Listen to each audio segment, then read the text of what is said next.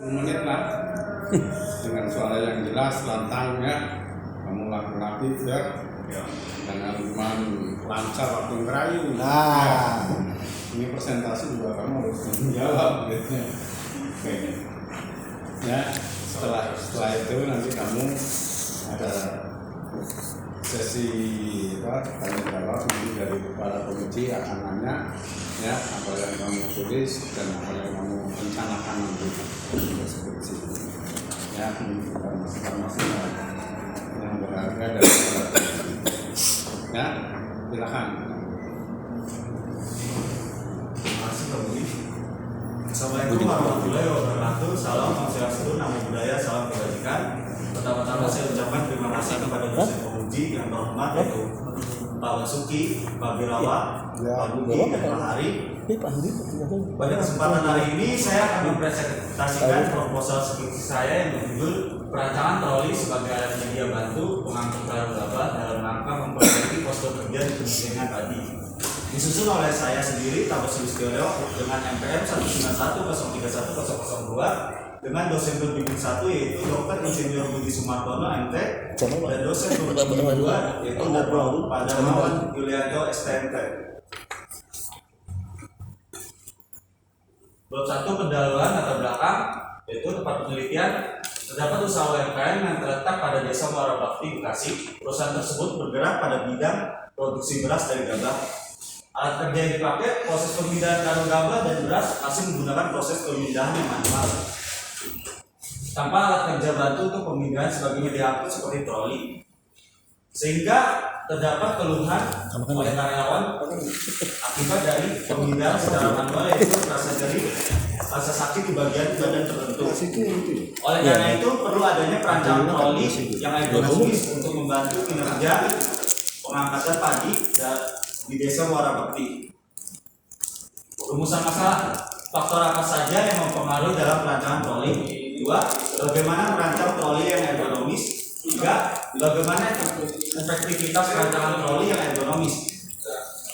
Berdasarkan masalah, 1. Penelitian dilakukan di Kementerian Padi Muara Bakti pada bulan Mei sampai Juni 2023. Anggaran perancangan tidak dibahas. 3. Data antropometri menggunakan standar antropometri tubuh orang Indonesia. 4. Data antropometri yang dibutuhkan terkait dengan perancangan troli. Tujuan mengidentifikasi faktor apa saja yang dapat mempengaruhi dalam perancangan troli. 2. Menganalisis bagaimana merancang produk troli yang ergonomis. 3. Menganalisis efektivitas perancangan troli yang ergonomis. Manfaat: 1. Mengetahui faktor apa saja yang dapat mempengaruhi dalam perancangan troli. 2. Mengetahui cara dalam merancang produk troli yang ergonomis. 3. Mengetahui efektivitas perancangan troli yang ergonomis. Bab 2 landasan teori perancangan produk. Kegiatan perancangan dimulai dengan pemikiran manusia tentang kebutuhan yang ada. Kemudian dilakukan pembuatan konsep awal dari hasil pemikiran dan selanjutnya masuk ke dalam tahap perancangan, pengembangan dan tahap penyempurnaan produk. Perancangan produk bertujuan untuk menghasilkan suatu produk yang berkualitas serta dapat memenuhi keinginan dari konsumen.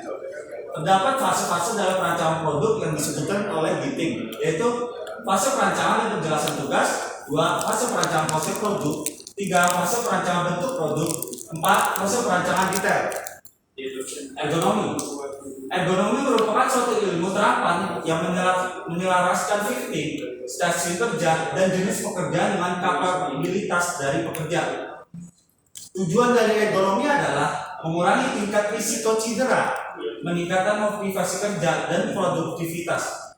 Ergonomi mempunyai ruang lingkup yaitu ergonomi kognitif, ergonomi organisasi, dan ergonomi lingkungan, ergonomi fisik. Antropometri. Antropometri merupakan ilmu khusus yang mempelajari tentang pengukuran tubuh manusia guna merumuskan perbedaan ukuran individu ataupun kelompok dan lain sebagainya.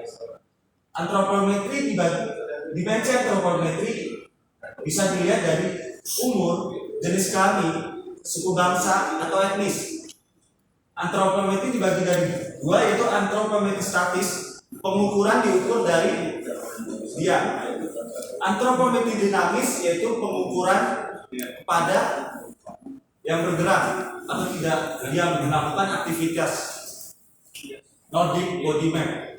Nordic Body Map digunakan untuk mengetahui keluhan-keluhan musculoskeletal disorder atau MSDS yang dirasakan pekerja. Keluhan MSDS tersebut akan diketahui dengan menggunakan kuesioner yang berupa beberapa jenis keluhan MSDS pada peta tubuh manusia. Melalui kuesioner ini dapat diketahui bagian otot yang mengalami keluhan berupa rasa sakit atau rasa nyeri. Rapid Interbody Assessment. Rapid Interbody Assessment adalah sebuah metode yang dikembangkan dalam bidang ergonomi dan dapat digunakan secara cepat untuk menilai postur kerja atau postur leher, punggung, lengan, pergelangan, dan kaki seseorang operator. Tahap-tahap dalam Rapid Interbody Assessment. Tahap 1, pengambilan data postur pekerja dengan menggunakan bantuan video atau foto. Tahap 2, penentuan sudut-sudut di bagian tubuh pekerja, sehingga dari foto tersebut bisa ditentukan sudut-sudut dalam Rapid Interbody Assessment. Tahap 3 adalah penentuan berat benda yang diangkat, coping dan aktivitas kerja. Itu termasuk dari beban kerja yang diterima. Tahap 4 adalah perhitungan nilai reba untuk postur yang bersangkutan dengan pekerja. Lot 3, metode penelitian, sistematika penulisan, studi pendahuluan, dan desain teori yang dipakai adalah perancangan produk, ergonomi, antropometri, Nordic Body Map, dan reba. Pengumpulan data yang diambil adalah data primer. Data yang primer adalah data yang diambil secara langsung, yaitu keluhan yang dirasakan pekerja, dokumentasi postur kerja, penilaian postur kerja. Data sekunder, data yang diambil tidak secara langsung, yaitu gambar antropometri standar tubuh orang Indonesia. 2, gambar sikap kerja, reba. Lanjut, pengolahan data, yaitu melakukan penilaian Nordic Body Map dengan mengisi kuesioner. 2, menghitung data antropometri. 3, menghitung penilaian postur kerja dengan reba. 4, perhitungan perancangan persentil dimensi troli. 5, pembuatan desain gambar rancangan troli. Analisis dan pembahasan untuk mendapatkan gambaran lengkap dalam pembahasan hasil penelitian yang telah dilakukan. Kemudian lanjut kesimpulan dan saran. Pada tahap ini menyimpulkan permasalahan yang telah diselesaikan setelah melakukan analisis permasalahan berupa hasil dan analisis. Sekian dari saya, mungkin itu saja yang bisa saya sampaikan. Assalamualaikum warahmatullahi wabarakatuh. Waalaikumsalam.